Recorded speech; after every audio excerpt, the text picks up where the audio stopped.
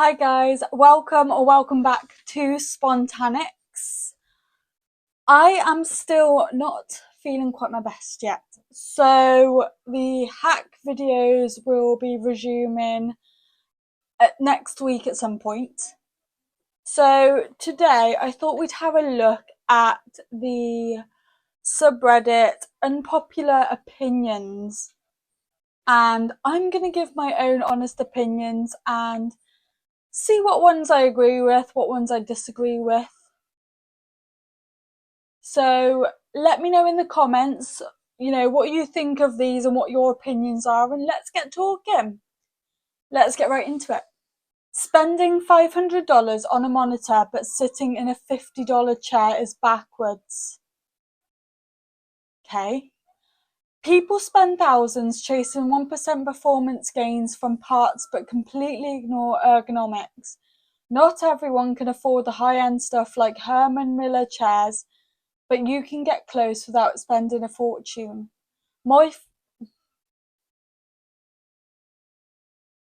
People spend thousands People spend thousands chasing 1% performance gains from parts but completely ignore ergonomics. Not everyone can afford the high-end stuff like Herman Miller chairs, but you can get close without spending a fortune. My $400 blacklight chair has done more for my workflow and game time than any SSD I've ever bought. And it's not even the best affordable ergonomic chair out there. If you can find a used office chair within your budget, great. If not, try out different brands until you find one that won't destroy your back. It's better to save up an event. It's better to save up and invest. It's better to save up and invest once in a good chair than to spend 10 times that later on hospital bills for your spine. Now, obviously, this post was written by an American. Hint at the dollar usage. I have a PC setter, and this chair is cheaper than my monitor, but it is more comfortable. Now, what you guys need to know, and what you guys probably know, is that it's quality over quantity, meaning the quality of the product over the price. If you get a chair that is £100 or something, maybe even 150, maybe even lower than that, and it's super comfortable, you got yourself a deal, you got yourself a bargain. You don't need to save up for something that is going to get you out of pocket a bit for comfort. You can find things at reasonable prices that suit your budget. So my opinion on this post in particular, it's not backwards. It's what's suitable for you, what's suitable for your spine. Yeah, you don't always need to splash out on your cash to get the finest things. Whatever's comfortable. Like my chair, this is my chair, and it is so comfortable. It's not like a massive padded proper gaming chair, but this is super comfortable and I'm super happy with it. You know. So yes, that is where I'm gonna leave it. It's not backwards, it's whatever suits you guys. Just if you find yourself a bargain, fucking brilliant. Go with it. Just don't put your back out. Mince pies are actually vile. That I agree with. The title alone I agree with. It's getting nearer to Christmas, and here in the UK the general public has an absolute religious fervour for mince pies. They do. Everyone I've met and talked to loves them to bits. The general public loves them. I don't think all of them do. Mince pies, in my humble opinion, are one of the worst things I've ever had the displeasure in subjecting my taste buds to. Yes. Sweet, yet disgustingly savoury and more crumbly than a flake bar. I don't actually think they're that sweet, in my opinion. I think they're just bitter. Don't subject your taste buds to the vileness that are mince pies. They deserve better. The ads here are pushing the Manc mince pie hard. Don't fall for the mince pie propaganda. P.S. This might be a UK-only phenomenon. Interesting that actually. If you are from outside of the UK, let me know in the comments, do you have mince pies in your country? And if not, at Christmas, what does your country favour as a Christmas snack? I'd also like to know, so drop it down in the comments, let me know. This one, just to pretty much sum it up, mince pies, in my opinion, are disgusting. They are overhyped in some cases, and I don't see why. They're trying to put mince pies into everything, and it's just, no. It's the same as Christmas pudding as well. I don't see the appeal in that. Like, I don't even get mince pies either. They're fucking That's what I think. Fabric sofas are always better than leather sofas.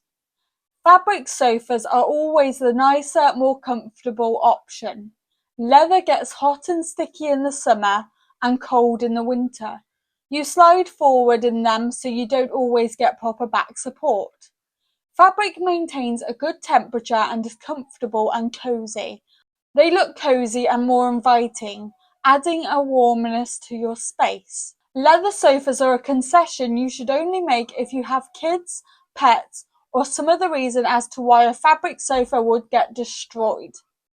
Now, in our house, we've gone through both leather and fabric sofas since being in our house. And I agree with this post that fabric sofas are much more comfortable. Now, we have a 4-year-old little girl and she doesn't ruin the sofa or anything. She's really, really good, and we always make sure it's clean anyway. So, yeah.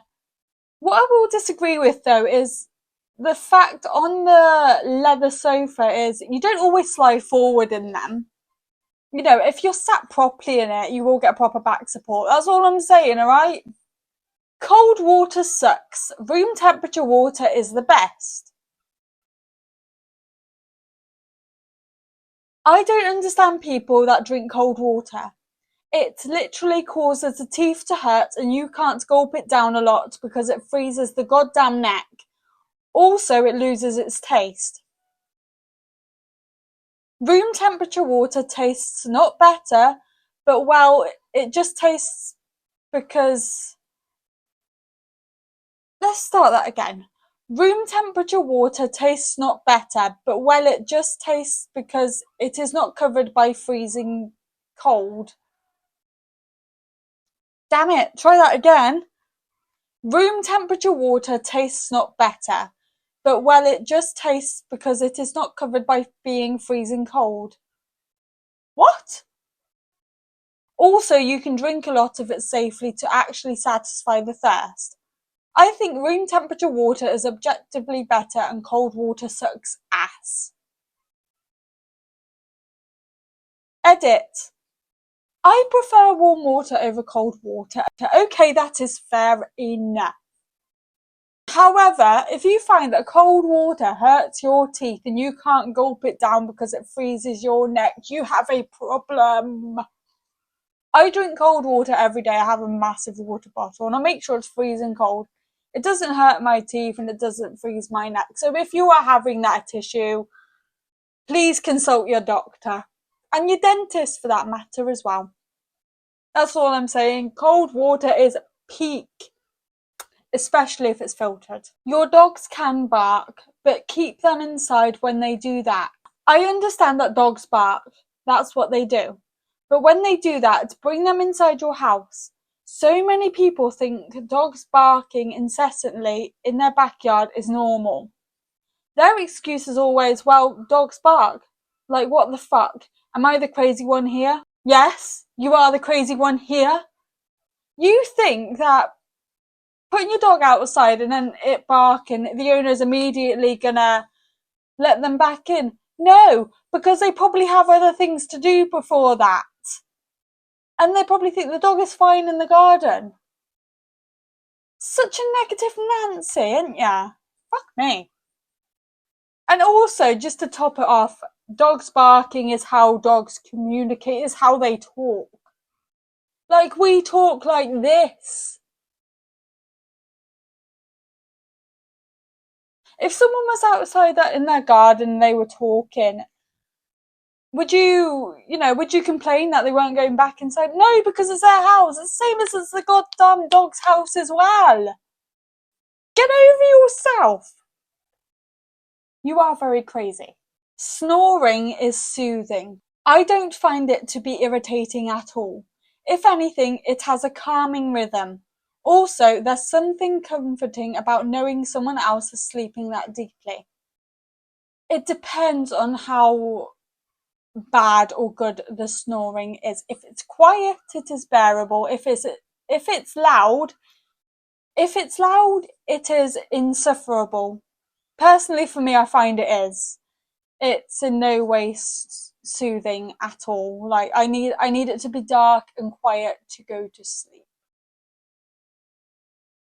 And also, I've never heard anyone say that snoring is soothing. So, guys, let me know in the comments, do you think that snoring is soothing? I'm genuinely interested in finding out what you think. I would never trust people that support traditional societies. A traditional man wanting a traditional woman is not fair for the woman. The man will cover all expenses and the woman will do all the housework. But a traditional man wanting a traditional woman is not fair for the woman. The man will cover all expenses and the woman will do all the housework. But the man still has money to cover everything, even money for his parents for when they get old. But what is the woman supposed to do? Is she not going to look after her parents if they need money? Is the man supposed to provide for that too? And if a man wants a super traditional woman who doesn't work, where is she supposed to get money from when she is single? Her dad? Or does he expect her to have built a career and then drop it all off when he is with her? How does he not feel bad? Is he just thinking from his point of view? Or if she is young and he wants her from then and to never work, what if he starts treating her badly? Who is going to provide for her then? Her dad again? Until she finds a man?